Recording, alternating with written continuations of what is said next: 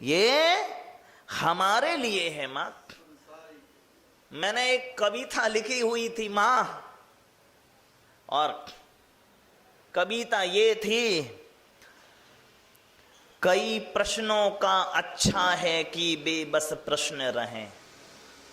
जीवन में, पारिवारिक स्थितियों में, सामाजिक स्थितियों में कई प्रश्नों का अच्छा है बेबस प्रश्न रहें, बे कभी ना उत्तर बन पाए। बेगर अगर बे उत्तर की शक्ल धरे, लाखों मन छल्ली हो जाएं। कितने रिश्तों की नींव सरकने लगे अभी, कितने परिवार बिखर जाएं। हर प्रश्न का उत्तर मांगना जरूरी नहीं है मां, लेकिन कसाय में जब कौटिल्य बढ़ता है, नहीं कहो तुम अभी कहां गए थे, इतनी देर कहां से लौटे, कहो तुम अभी। ऐसे होते हैं कौटिल्य। एक पुराना किस्सा है मां कि एक पादरी का छाता गुम गया। चाचा, एक पादरी का छाता गुम गया,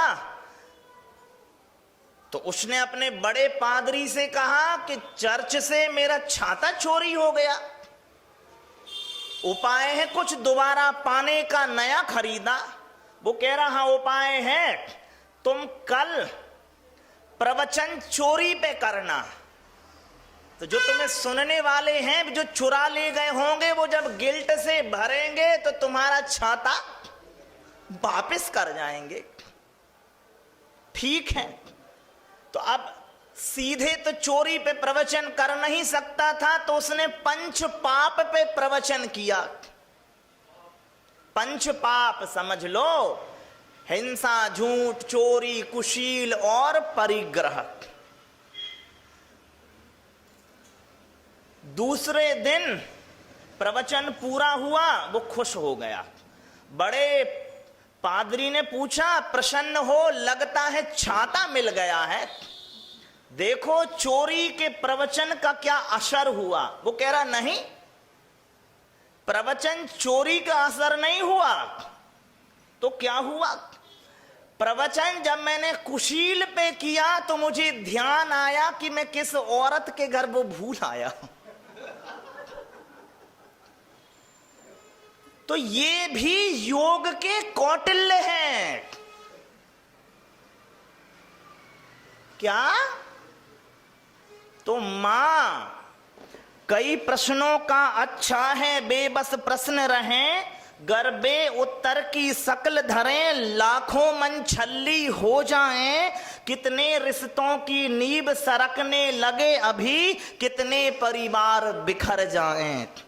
कई प्रश्नों का अच्छा है बेबस प्रश्न रहें।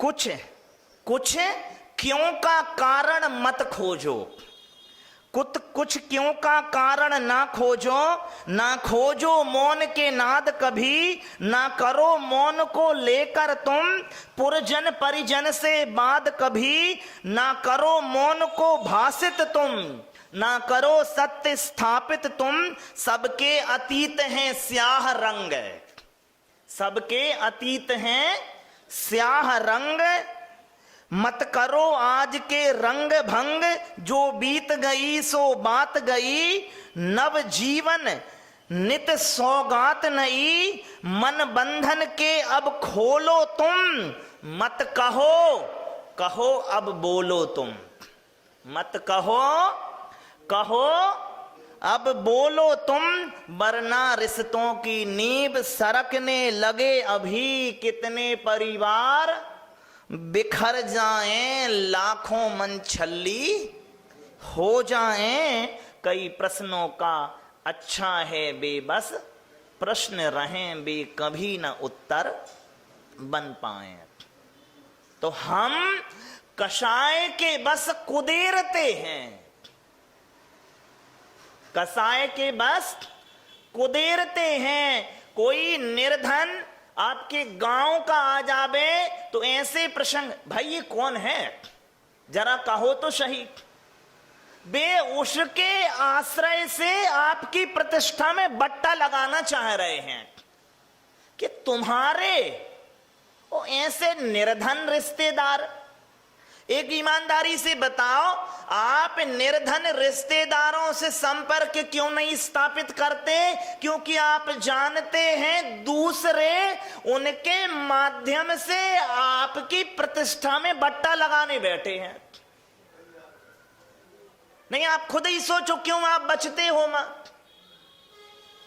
अरे सगे भाइयों को भी कजन ब्रदर कहना पड़ता है, नहीं कहना पड़ता। और किसके कारण? क्योंकि लोगों की तीव्र कसाएं और मंद कसाएं सांप्रदायिक पथ में वर्धन कर रही हैं। चाचा